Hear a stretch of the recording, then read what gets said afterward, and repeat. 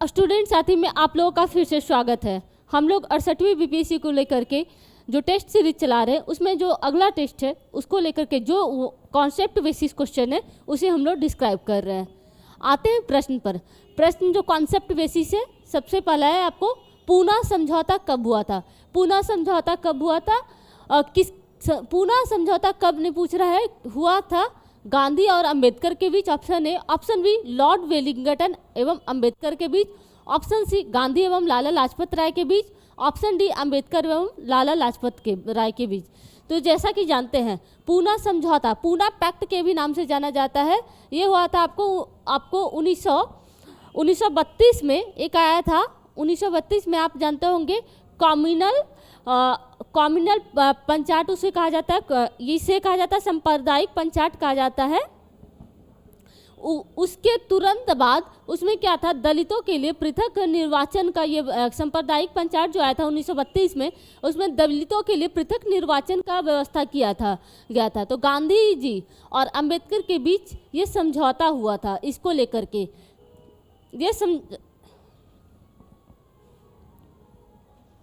इसलिए इसका जो सही उत्तर है ऑप्शन ए है। अगले प्रश्न पर आते हैं। अगला प्रश्न है पटना कलम के अंतर्गत निर्मित चित्रों में से सामान्यतः किस विषय का चित्रण हुआ था।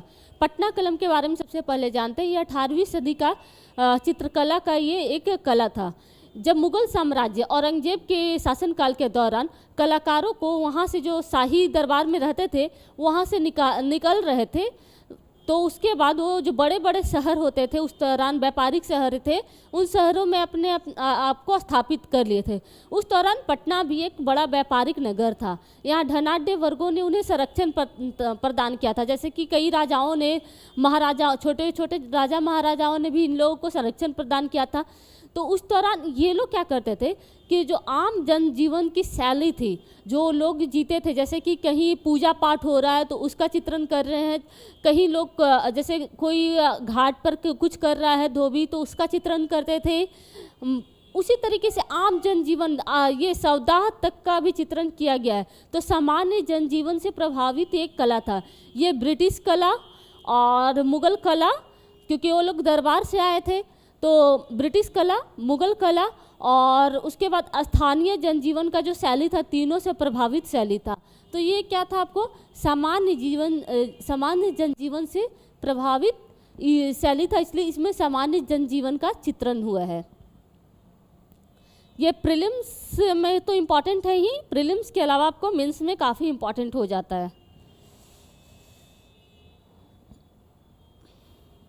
हिंद सॉन्ग भारत आया था 629 ईस्वी को आया था। उस दौरान हर्षवर्धन का शासनकाल था। अगला प्रश्न, बारदोली सत्याग्रह का नेतृत्व किसने किया था। Option A Rajendra Prasad, option B Vinoba Bhave, option B Vallabh Bhai Patel, option D Jamnalal Bajaj. Bardoli Satyagraha किस लिए हुआ था?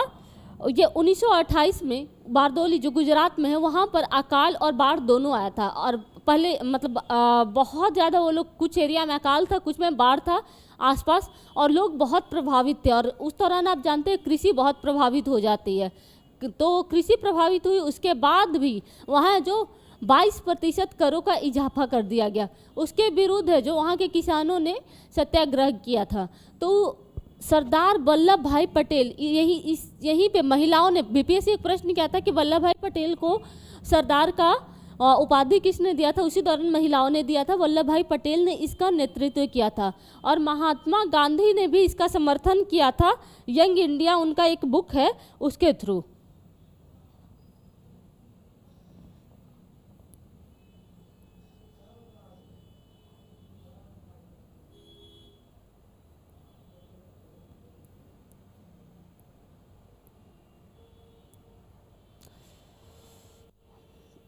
किताब उल हिंद या तहकीक ए हिंद पुस्तक की किसकी रचना है?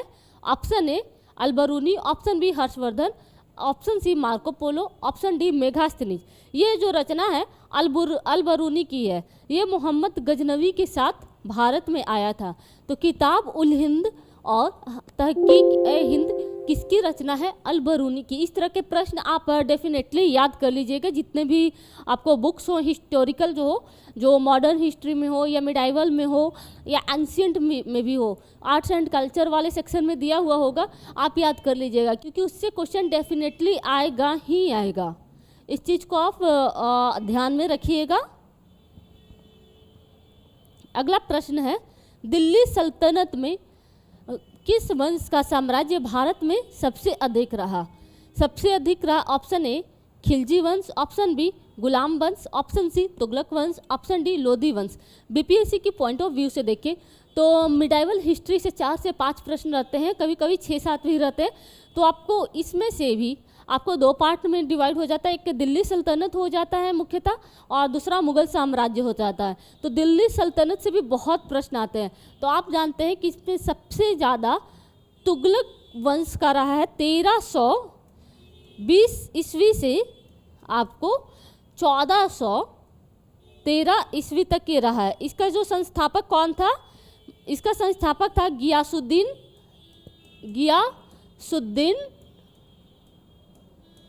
तुगलक। गियासुद्दीन तुगलक था, और मोहम्मद बिन तुगलक इसका सबसे मेन जो प्रतापी राजा था, जिसने राजधानी क्या किया था? दिल्ली से देवगिरी ले गया था और फिर दोबारा से देवगिरी से दिल्ली में राजधानी लाया था। काफ़ी इंपॉर्टेंट जो सेक्शंस हैं बीपीएससी के पॉइंट ऑफ व्यू से।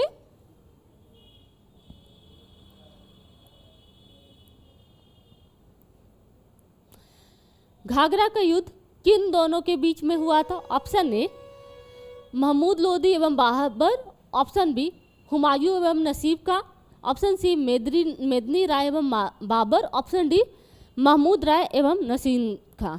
ऑप्शन ई तो आप लोग को पता ही है। तो देखते हैं, ये है जो महमूद खां लोदी और बाबर के बीच हुआ था। महमूद लोदी जो था इब्राहिम लोदी का ही भाई था।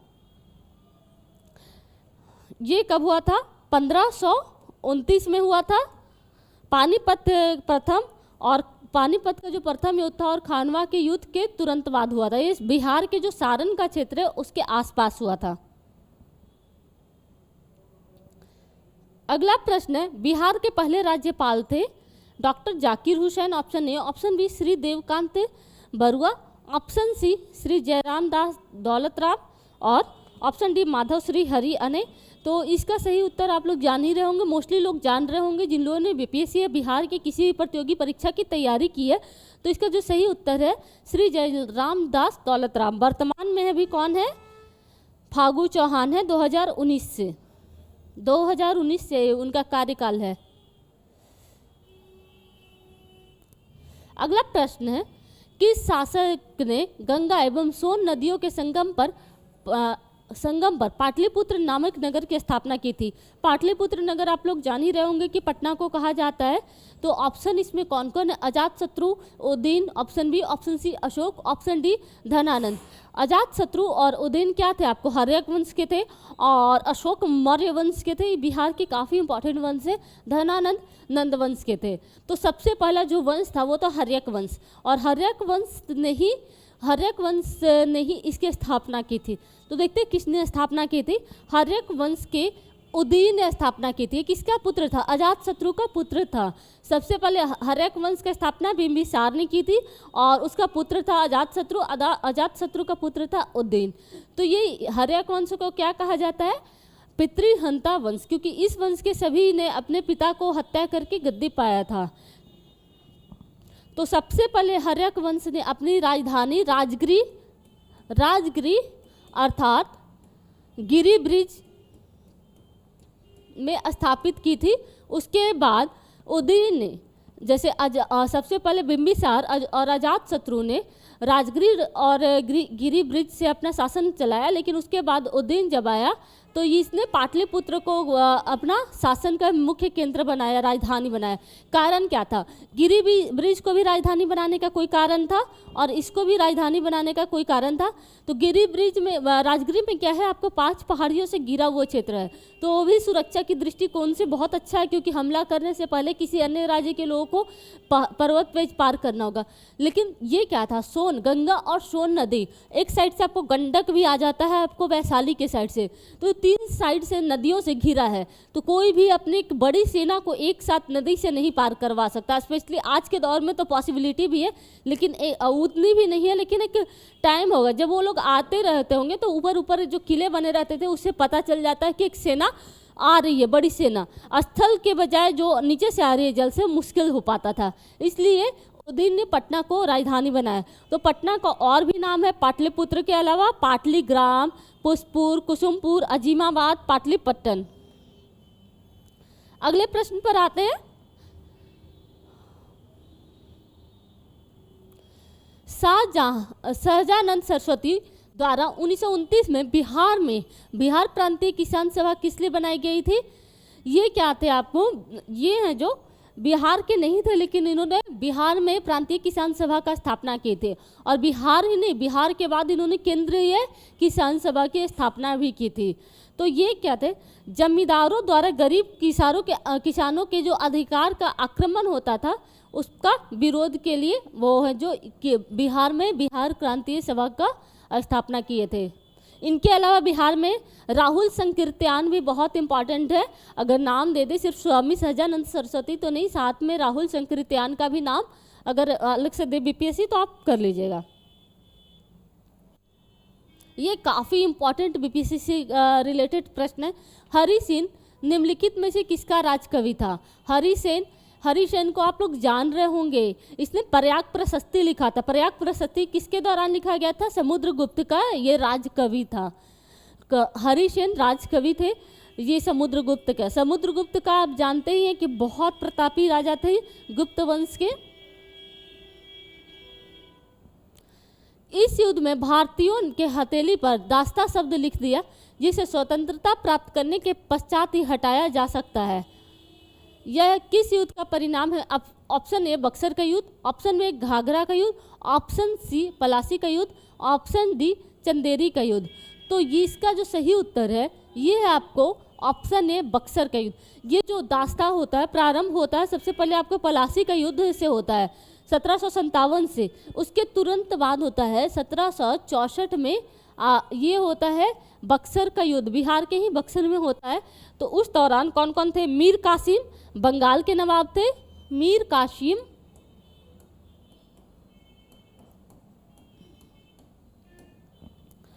शुजाउद्दौला अवध के नवाब थे,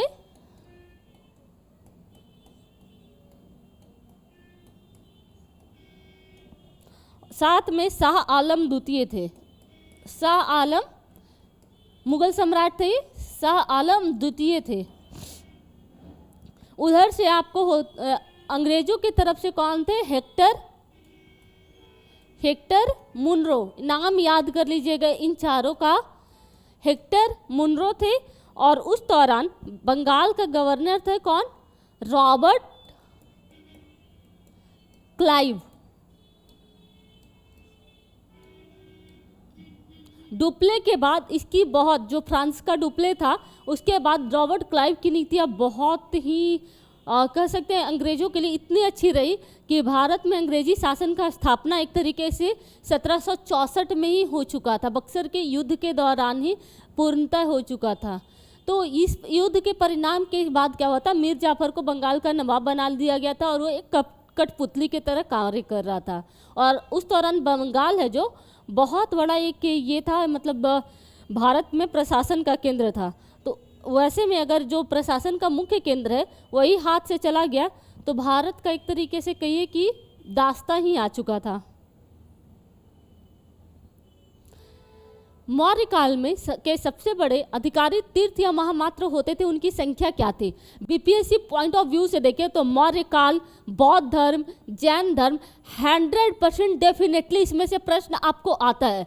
तो मौर्य काल से, मौर्य काल का जो नाम होता है, जो आपको जितने भी प्रमुख शासक थे उनका तो नाम आता ही है, लेकिन उसके साथ साथ उसका प्रशासन बहुत प्रमुख इम्पॉर्टेंट हो जाता है। उसका प्रशासन क्या है? प्रशासन से अक्सर प्रश्न आ जाते थे। तो मौर्य काल में सबसे बड़े अधिकारी को क्या कहा जाता था? तीर्थ और महामात्र कहा जाता था। तो इनकी जो संख्या होती थी वो 18 होते थे। इसका वर्णन किसने किया? ऑप्शन सी में 18। ये पक्का आप मतलब जहाँ भी हो आप इसके बारे में, प्रशासन के बारे में मौर्य काल का पढ़ लीजिएगा। बहुत ज़्यादा चांसेज है कि आएंगे प्रश्न। गुप्त काल के प्रशासन भी इम्पॉर्टेंट हो जाता है मौर्य काल के बाद। अर्थशास्त्र में कौटिल्य का जो अर्थशास्त्र में, इसमें लिखा गया है कि तीर्थ या महामात्र होते थे जो राजा के अंतर्गत कार्य करते थे। 18 थे टोटल।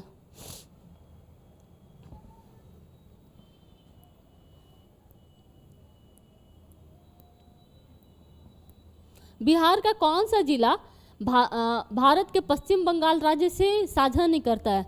यह है जो भागलपुर, आपको भागलपुर है जो पश्चिम बंगाल से सीमा साझा नहीं करता। 3 ही जिला करता है, वो है किशनगंज, पूर्णिया और कटिहार। तो ऑप्शन सी इसका सही उत्तर है।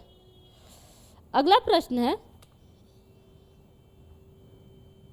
17वीं विधानसभा, बिहार विधानसभा में महिलाएं निर्वाचित हुई थी। वर्ष 2020 में ये चुनाव हुआ था, तो 2020 में 17वीं बिहार विधानसभा हुआ था और उससे जस्ट पहले वो 2019 में आपको लोकसभा का चुनाव हुआ था। तो दोनों के जो इम्पॉर्टेंट फैक्ट है आप बिफोर एग्जामिनेशन देख लीजिएगा। तो ये जो है महिला कितनी निर्वाचित हुई थी? तो ये थी 26 हुई थी। 370 महिलाओं ने चुनाव लड़ा था। 370 महिलाओं ने चुनाव लड़ा था। तो ये बहुत इम्पॉर्टेंट फैक्ट नहीं है। इम्पॉर्टेंट फैक्ट है कि कितने निर्वाचित हुई। मात्र 10.6%। परसेंट भी याद कर लीजिएगा। 26 थी, कितना? 10%, 10.6% थी। और सीट देख लीजिएगा किसका, जैसे मुख्य पार्टी का मैं लिख दे रही हूँ, जो जो इम्पोर्टेंट पार्टी थी, दल थे उस दौरान। एक आपका आरजेडी, सबसे बड़ी पार्टी आरजेडी को 75, मतलब उस चुनाव में सबसे ज़्यादा सीट मिला था आरजेडी को, 75 था। और भी जितने दल को जितना सीट, छोटे छोटे दलों का भी याद कर लीजिएगा, क्योंकि आपने सीडीपीओ का एग्जाम देखा होगा तो छोटे दलों का भी प्रश्न आ गया था। बीजेपी को मिला था 74, एक सीट कम था। और जदयू को मिला था, जो हमारे मुख्यमंत्री हैं जेडीयू से हैं, वो 43 था। आरजेडी को 75, बीजेपी को 74, जदयू को 43। 243 सीटों में से 26 सीट महिलाओं ने लाया था। बिहार का जो सीट है टोटल।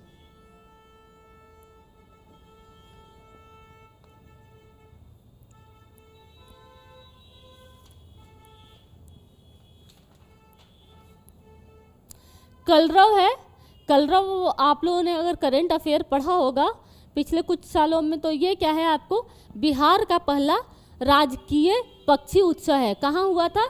जमुई में हुआ था। ये जमुई में, ये नागी नकटी, ये है जमुई के नागी नकटी पक्षी अभ्यारण्य है। नकटी पक्षी अभ्यारण्य में हुआ था।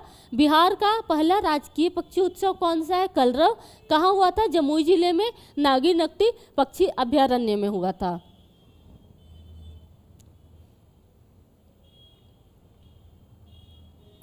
वर्तमान में भारत में कुल कितने राष्ट्रीय उद्यान हैं? 106 हैं। अब अगले प्रश्न पर आते हैं। बिहार के संदर्भ में इनमें से कौन सा सत्य है? ऑप्शन ए, बिहार कोयले और अभ्रक का मुख्य उत्पादक रहा। मुख्यालय ने मुख्य उत्पादक रहा है। तो ये ऑलमोस्ट सही है। आज नहीं है लेकिन रहा है, दे रहा है, मतलब कभी रहा है। तो हाँ, कभी था, आज भले ही नहीं है। बिहार को उड़ीसा से सन 1911 में अलग किया गया था, ये गलत है। झारखंड राज्य बनने के बाद बिहार की सीमा उड़ीसा से लगती है नहीं। झारखंड के बाद उड़ीसा से हम लोग काफ़ी दूर हो चुके हैं। बिहार में एक सदनीय विधान पालिका है और 2 सदनीय है। बिहार में विधान परिषद और विधानसभा है। तो सिर्फ ऑप्शन ए इसका सही उत्तर है।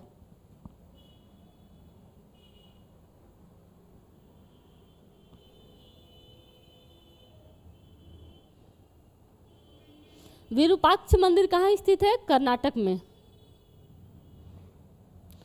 अगला है 48 अंटार्कटिका महाद्वीप की सबसे ऊंची चोटी क्या है? Mount Vinson. इनमें बहुत ज़्यादा फैक्ट नहीं है तो आपको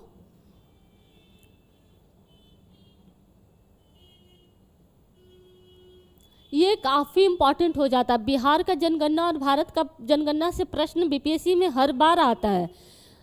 वर्ष 2011 की जनगणना के अनुसार जो सेंसस हुआ था 2011 में और अभी हो भी रहा है, तो बिहार का जो जाति जनगणना हो रहा है, तो जनगणना बहुत इंपॉर्टेंट टॉपिक भी हो गया है। तो वर्ष 2011 की जनगणना के अनुसार भारत का सबसे कम जनसंख्या वाला जिला इनमें से किस राज्य में है? सबसे कम जनसंख्या वाला जिला इनमें से पूछ रहा है, जिला नहीं राज्य होगा।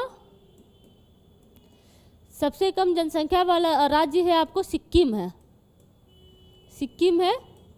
और सबसे कम जनसंख्या, तो ऑप्शन ई इसका सही उत्तर होगा। और अरुणाचल प्रदेश क्या है? सबसे कम जनसंख्या घनत्व वाला राज्य है। जनसंख्या घनत्व इसमें यहाँ सबसे कम है। और सबसे ज़्यादा जनसंख्या घनत्व कहाँ है? हमारे बिहार में ही है। और सबसे ज़्यादा जनसंख्या घनत्व बिहार में है और सबसे ज़्यादा जनसंख्या यूपी में है। यूपी के बाद महाराष्ट्र, महाराष्ट्र के बाद बिहार, बिहार के बाद वेस्ट बंगाल, क्रम याद कर लीजिएगा। और वेस्ट बंगाल के बाद एमपी है।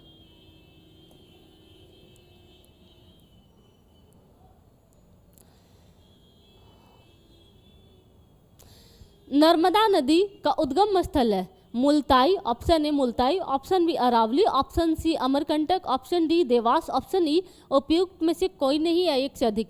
नर्मदा नदी ये कहा जाता है कि इसके कण कण में शिव बसते हैं, मतलब छोटे छोटे जो पत्थर भी है ना, कहा जाता है कि वहाँ शिव का वास है। आप देखिए तो शिवलिंग की तरह लगता है।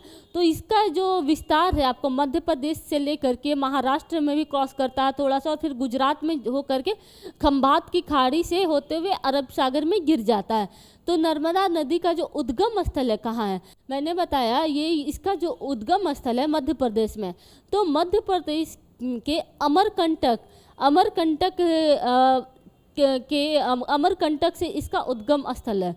महाकाल या मैकाल पर्वत से इसका, अगर आपको अमरकंटक ना दे और मैकाल पर्वत श्रेणी दे दे तो वो भी सही रहेगा। विंध्याचल के मैकाल की अमरकंटक से निकलता है, छोटी है ये। यह क्या है? पश्चिम की ओर बहती है, दो नदियाँ बहती हैं पश्चिम की ओर, एक है नर्मदा, दूसरी है ताप्ती। तो प्रायद्वीपीय भारत की सबसे बड़ी नदी तो ये नहीं है, लेकिन प्रायद्वीपीय भारत की पश्चिम की ओर बहने वाली सबसे बड़ी नदी नर्मदा है। पश्चिम की ओर बहती है इसलिए बहती है क्योंकि बहुत ज़्यादा यहाँ रिफ्ट खाई है, बहुत घुमावदार रास्ता है, उबड़ खाबड़ है, रिफ्ट घाटियाँ ज़्यादा होने के कारण इसका जो चेंज हो जाता है। ये भी बहती, दोनों नदियाँ आती आपको पूर्व में ही गिरती, लेकिन ये पश्चिम की ओर चली जाती है, रिफ्ट घाटियों के कारण चली जाती है। इस पर सरदार सरोवर और सागर है जो ये इंदिरा सागर या सरदार सरोवर, ये एक परियोजना है। और साथ में ये अंतिम में भरूच में खंभात की खाड़ी में गिर जाती है। अगला प्रश्न है लैटेराइट मिट्टी, नदी, ये सारा बीपीएससी के लिए बहुत इंपॉर्टेंट टॉपिक हो जाता है। बीपीएससी के लिए काफ़ी इंपॉर्टेंट टॉपिक हो जाता है क्योंकि इनमें से सामान्यतः हर बार बीपीएससी में देखा जाता है कि प्रश्न रहता है। तो लैटेराइट मिट्टी सामान्यतः निम्न में से किस क्षेत्र में पाई जाती है? उष्णकटिबंधीय वन क्षेत्र में यह पाई जाती है। उष्णकटिबंधीय वन क्षेत्र में पाई जाती है। यहाँ क्या होता है? कर्क और मकर रेखा का जो बीच का जो क्षेत्र होता है, उस क्षेत्र में यह क्षेत्र होता है कर्क और मकर रेखा के बीच का क्षेत्र होता है। जैसे पृथ्वी पर देखते हैं, ये आपको विषुवत रेखा 23.5 डिग्री ऊपर कर्क रेखा, 23.5 डिग्री नीचे मकर रेखा। तो ये जो जोन हो गया आपका, ये इसके बीच का जो जोन हो गया, ये जो जोन हो गया यहाँ से लेकर के यहाँ तक का जोन, ये आपका उष्णकटिबंधीय वन क्षेत्र हो जाता है, उष्णकटिबंधीय वन क्षेत्र हो जाता है। इस मृदा का जो है कलर होता है लाल होता है, लैटेराइट मिट्टी का जो रंग होता है वो लाल होता है, साथ में इसका ये अम्लीय प्रकृति का होता है और इसका पीएच मान आपको 4 से लेकर के 5 होता है। यहाँ इसमें क्या होता है, आयरन की अधिकता होती है, एल्युमिनियम भी होता है, बॉक्साइट बहुत ज़्यादा होता है। कई जगह देखिएगा कि आपको झारखंड में भी दिख जाएगा, बिहार के जमुई वगैरह में देखिएगा लैटेराइट मिट्टी अच्छा खासा उस टाइप से रेडिश पाया जाता है।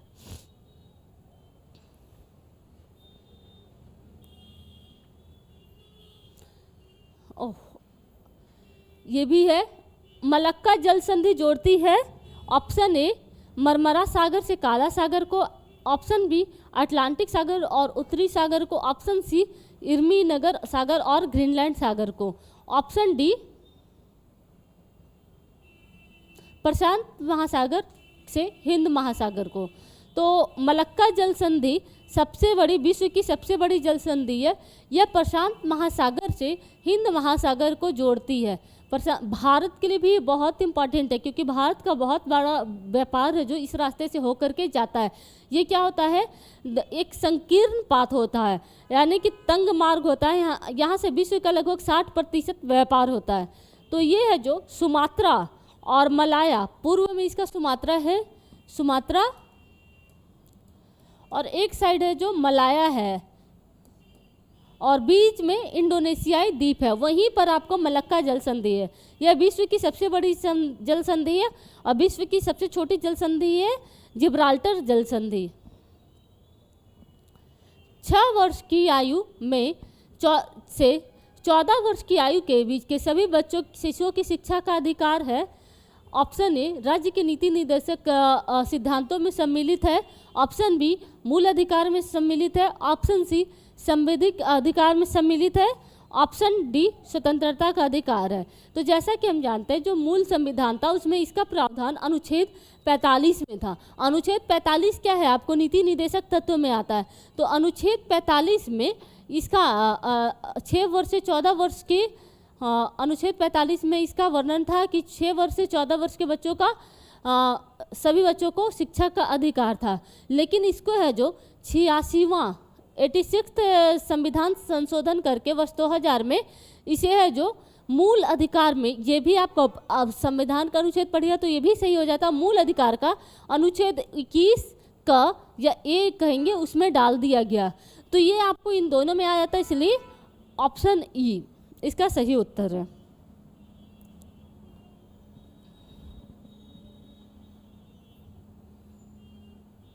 चौहत्तरवां संविधान संशोधन का संबंध निम्नलिखित में से किस क्षेत्र से है?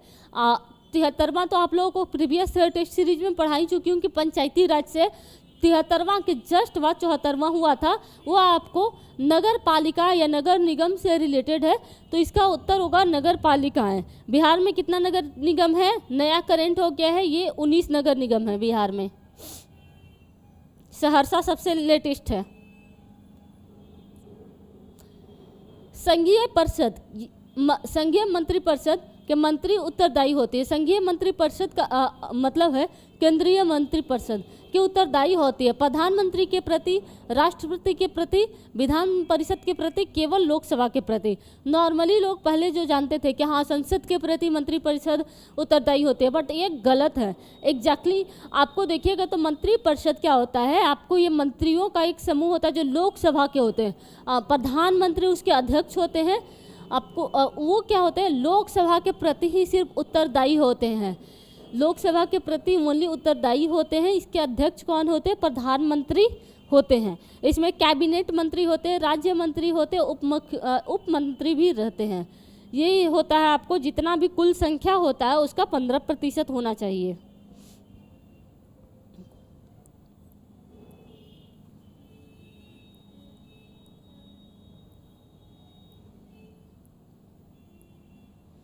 निम्नलिखित उच्च न्यायालयों में से कौन से अधिक राज्य केंद्र शासित प्रदेश के लिए गुवाहाटी है?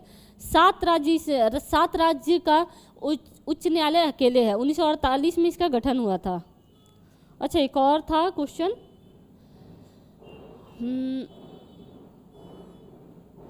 निम्नलिखित में से किस बात में भारतीय संविधान के मूलभूत ढांचे की अवधारणा प्रतिपादित की गई थी?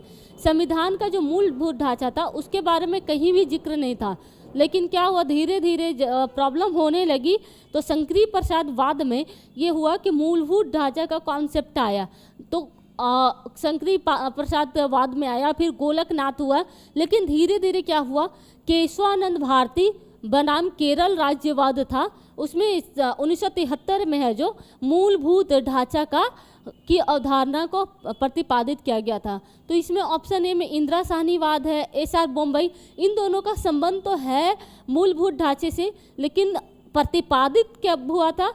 आपको केशवानंद भारती बनाम केरल राज्यवाद 1973 में हुआ था। तो इसका सही उत्तर होगा ऑप्शन ई। मूलभूत ढांचा के बारे में क्या है, कहीं भी परिभाषा नहीं दिया गया है।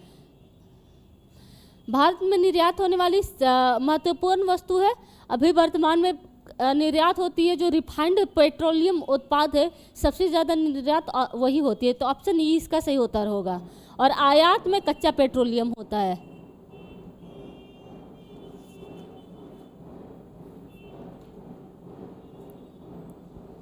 प्रधानमंत्री किसान सम्मान निधि, ये इम्पॉर्टेंट हो जाता है क्योंकि योजना से एक प्रश्न रहता है और वो भी डेप्थ में रहता है। तो प्रधानमंत्री किसान सम्मान निधि, हर योजना को पढ़ डालिएगा, ये नहीं है कि सिर्फ यही जो केंद्र सरकार का इम्पॉर्टेंट हो या बिहार सरकार का, उसे पढ़ डालिएगा। तो प्रधानमंत्री किसान सम्मान निधि योजना जो पीएम किसान एक है, केंद्रीय क्षेत्र की योजना है, केंद्र प्रायोजित ये केंद्रीय क्षेत्र की योजना है, क्योंकि 100% इसमें 100% जो वित्त पोषण होता है, फाइनेंशियल सपोर्ट होता है, ये केंद्र सरकार करती है। ये अक्टूबर 2018 में, ईयर तो पक्का याद कर लीजिएगा, अक्टूबर 2018 में आई थी। अक्टूबर 2018 में तो वो लॉन्च कर दिया गया था, लेकिन वर्ष 2019 में फरवरी, यूपी से हुआ था, फरवरी 2019 से ये पूरी तरीके से लागू हो गई थी। इसमें है 6,000 रुपया किसान को प्रति वर्ष दिया जाएगा, जो सीमांत किसान हो जिनके पास 2 हेक्टेयर, ये सारा डेटा याद कर लीजिए, 2 हेक्टेयर से कम भूमि हो, उन्हें ये सिर्फ इस योजना का लाभान्वित होंगे वही। वो सरकारी कर्मचारी भी नहीं होने चाहिए और सरकारी पेंशन कर्मी भी नहीं होने चाहिए। तो 2 हेक्टेयर से कम भूमि वाले जो किसान होंगे उन्हें प्रति वर्ष 6,000 का सरकारी सहायतार्थ मिलेगा। केंद्रीय क्षेत्र की योजना है और 100% केंद्र इसमें प्रायोजित करता है। 6,000 को वो भी 3 बार में दिया जाएगा, 2-2 हज़ार करके दिया जाएगा, 4-4 महीने पे दिया जाएगा। जैसे जानते हैं 12 महीना होता है तो 4 से डिवाइड कर दीजिएगा तो 3 बार में आ जाता, तो 3 बार में 2-2 हज़ार दिया जाएगा, आपको 6,000 दिया जाता है। इसी प्रकार आप सारा जो करेंट होगा, योजना होगा, इसी प्रकार कर लीजिएगा। योजना को लेकर के भी हम लोग क्लास लाने वाले हैं।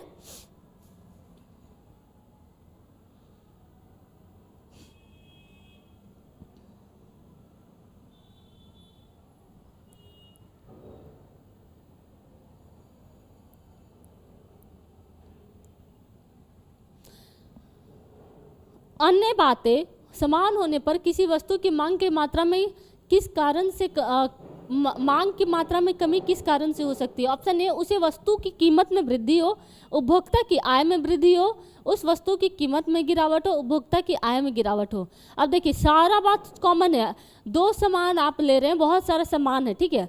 आप सपोज डेट बिस्किट ही ले रहे हैं या फिर आटा ले रहे हैं। आटा आजकल बहुत चर्चा में भी आ गया, पाकिस्तान का जो हुआ इशूज़ के बाद, तो आटा आप ले रहे हैं तो ये सारा चीज़, जैसे आप इस आशीर्वाद का आटा ले लीजिए या आसपास का लोकल ब्रांड का आटा ले लीजिए, सारा बात सामान्य हो, उसके बाद भी ऐसा कौन सा बात है जो उसकी मात्रा में कमी का कारण हो सकता है? तो क्या हो सकता है, उस वस्तु की कीमत में अगर वृद्धि हो जाएगा तो मात्रा में क्या हो सकता है, कमी हो सकता है। इसका उपभोक्ता की आय से तो कोई लेना देना नहीं है, क्योंकि हर उपभोक्ता का अलग अलग आय होता है। उस वस्तु की कीमत में गिरावट कर देंगे तो बहुत ज़्यादा प्रोवाइडेड हो जाएगा। इनसाइड ट्रेंडिंग संबंधित है शेयर बाजार से। अब ये है निम्नलिखित में से किसे भारतीय रिजर्व बैंक द्वारा आरबीआई द्वारा निर्धारित नहीं किया जाता है? बैंक दर ये तो निर्धारित किया जाता है, सीआरआर किया जाता है, एसएलआर किया जाता है, पीएलआर नहीं किया जाता है। तो अब हम लोग देख लेते हैं बैंक दर को क्या कहा जाता है? रेपो रेट कहा जाता है। रेपो रेट वर्तमान में जो चेंज हो गया है, repo rate, reverse repo rate, क्या क्या है देख लेते हैं, परीक्षा पॉइंट ऑफ व्यू से देख लेते हैं।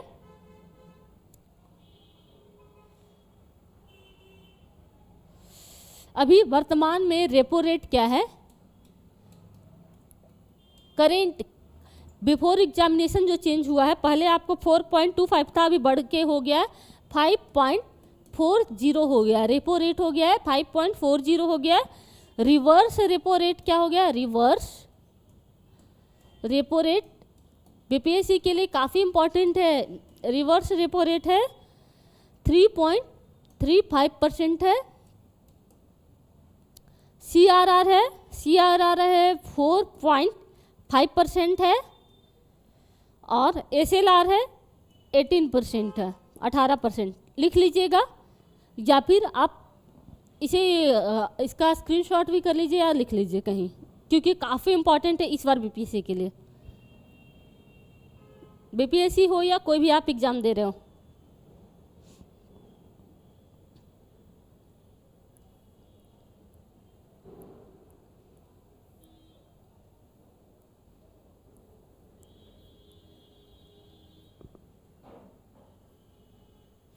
ये काफ़ी इम्पॉर्टेंट हो जा रहा है। 2011 की जनगणना के अनुसार भारत में प्रति 1000 पुरुषों पर महिलाओं की जनसंख्या कितनी है? ये 943 है।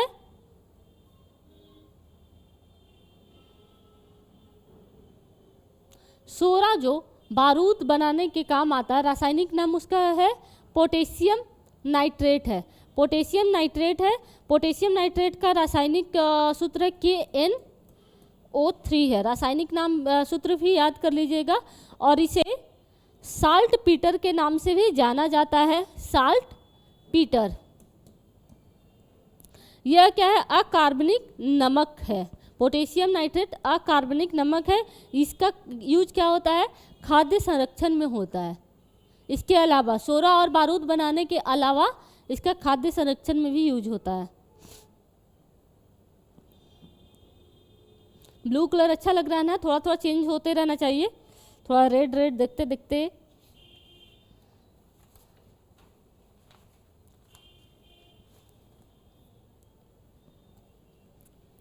पदार्थों की कठोरता मापने का साधन को कहा जाता है, यह ड्यूरोमीटर है। इस तरह का प्रश्न है जो आना ही आना है आपको, जितना भी है। ऑप्शन सी इसका ड्यूरोमीटर है। इलेक्ट्रॉन गति के केंद्र में चारों ओर घूमते हैं तो ये कक्षीय है। पिछले टेस्ट सीरीज में मैंने लगभग चीज़ें इलेक्ट्रॉन, प्रोटॉन और न्यूट्रॉन से रिलेटेड बता दिया था। कॉन्टैक्ट लेंस का आविष्कार और आविष्कारक पक्का पढ़ लीजिएगा। यह है एडोल्फ गैस्टन यूजेन फिक। ऑप्शन बी इसका सही उत्तर है।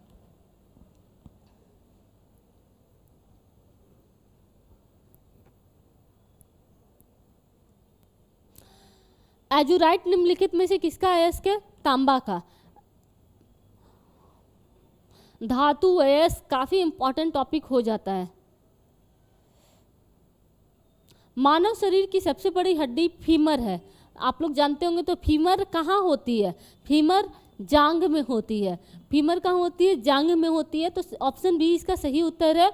और सबसे छोटी जो हड्डी होती है वो कान में होती है, स्टेपिज कहा जाता है। मूत्र का रंग हल्का पीला यूरोक्रोम के उपस्थिति के कारण होता है। यह यूरोक्रोम किसके विखंडन से बनता है? हेमोग्लोबिन के विखंडन से होता है। यूरोक्रोम का निर्माण होता है। सीसा संचायकों में प्रयुक्त अम्ल क्या होता है? H2SO4 होता है। सल्फ्यूरिक एसिड होता है, इसे कहा जाता है। कौन से ग्रहों के उपग्रह उनकी परिक्रमा नहीं करते हैं? ये इसका जो उत्तर है बुध और शुक्र। सूर्य के बहुत नज़दीक है ये दोनों ग्रह, तो इनकी जो उपग्रह हैं इनके उपग्रह करते ही नहीं है। प्राकृतिक के उपग्रह हैं ही नहीं। और सबसे कम प्राकृतिक उपग्रह आपको पृथ्वी के पास है, मात्र 1 है। सबसे ज़्यादा प्राकृतिक उपग्रह है जो शनि के पास है। शनि है जो टोटल 82, शनि के पास टोटल 82 है, और इससे कम बृहस्पति के पास 82 है, 89 नहीं 82 है, 79 है बृहस्पति के पास। सबसे बड़ा जो उपग्रह है प्राकृतिक गैनीमीड है, बृहस्पति का वो उपग्रह है। अगला जो प्रश्न है, निषेचन के समय यदि अंडाणु X गुणसूत्र वाले शुक्राणु से मिलता है तो युग्म 23वीं जोड़ी होगी, उसे बनने वाली संतान लड़की होगी। लड़की के लिए हम लोग जानते हैं कि XX होता है और लड़की के लिए XY, तो ऑप्शन 20 का सही उत्तर होगा।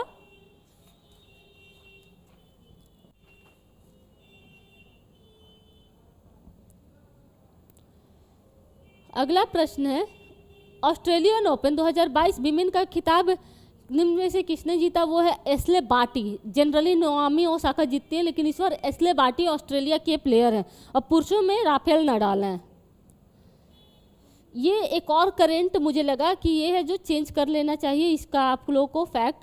49वें मुख्य न्यायाधीश का नाम पूछा तो 49वें तो NV रमना थे, लेकिन अब 50वें बन चुके हैं DY चंद्रचूड़। इनके पिता भी मुख्य न्यायाधीश रह चुके हैं, DY चंद्रचूड़। इन्हें कहा जाता है धनंजय यशवंत चंद्रचूड़। ये 50वें मुख्य न्यायाधीश हैं। तो ये बहुत ज़्यादा इंपॉर्टेंट फैक्ट नहीं, इंपॉर्टेंट फैक्ट आपका ये है 50वें मुख्य न्यायाधीश कौन है? DY चंद्रचूड़ हैं। करेंट का है कि आपको कुछ कुछ दिनों में ही चेंज हो जाता है, जब तक टेस्ट सीरीज बनना स्टार्ट होता तब तक है जो विंबलडन 2021 जूनियर चैंपियनशिप के खिताब आउट किसने जीता? वो है विंबलडन 2021 का समीर बनर्जी, कोई नहीं होता है।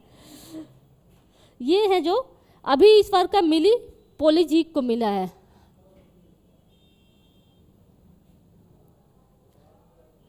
मिजोरम स्वास्थ्य प्रणाली परियोजना के लिए भारत सरकार ने विश्व बैंक वर्ल्ड बैंक के साथ कितने मिलियन डॉलर का ऋण लिया है? ये 32 मिलियन डॉलर का लिया है। माननीय यहाँ पर और एक और करंट में एक फैक्ट है जो गलत टाइप हो चुका है, आप इसे सुधार लीजिएगा। माननीय नरेंद्र मोदी के गगनयान के लिए कितने रुपए की मंजूरी रखी गई है? ये 10,000 करोड़ है, 10,000 करोड़ है। गगनयान क्या है? आपको भारत का ये मानव युक्त भेजना है, ये अंतरिक्ष में मानव युक्त 3 मानव जाएंगे, 7 दिन तक रहेंगे, 400 किलोमीटर पृथ्वी की 400 किलोमीटर ऊंचाई पर जाकर के पृथ्वी की परिक्रमा 7 दिन करेंगे और रिटर्न हो जाएंगे। अभी ये लोग ट्रेनिंग ले रहे हैं।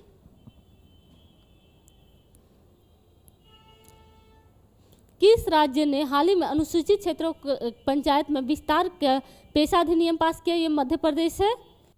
किसान मित्र योजना का शुभारंभ वर्ष 2021 में किस राज्य सरकार ने किया? राजस्थान में किया गया है।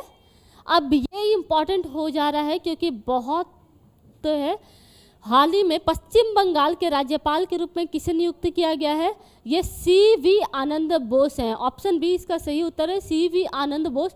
इससे पहले जगदीप धनखड़ थे। जगदीप धनखड़ जब राज्यपाल थे, लेकिन वर्तमान में वो क्या है? हमारे उपराष्ट्रपति बन गए। तो उपराष्ट्रपति बनने के बाद राज्यपाल का पद जो था खाली हो गया। तो पद खाली होने के बाद है जो CV आनंद बोस वहाँ के राज्यपाल बन गए। तो ये काफ़ी इंपॉर्टेंट करंट अफेयर है, CV आनंद।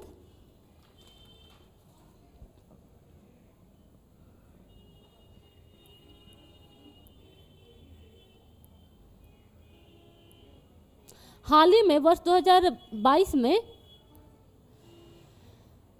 किसी संयुक्त राष्ट्र द्वारा सर्वोच्च पर्यावरण पुरस्कार से सम्मानित किया गया। ये था champions of the earth award था। पूर्णिमा देवी बर्मन को ये अवार्ड मिला है। ये असम की पर्यावरण वित्त वैज्ञानिक, ये वन्यजीव वैज्ञानिक है असम में।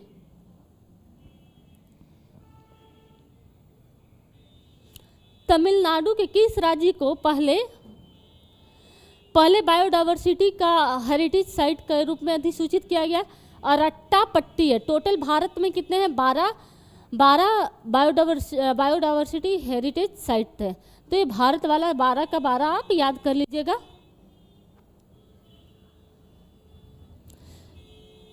भारतीय सेना द्वारा अग्नि शक्ति अभ्यास शत्रुनाश किस राज्य में हुआ? राजस्थान में हुआ।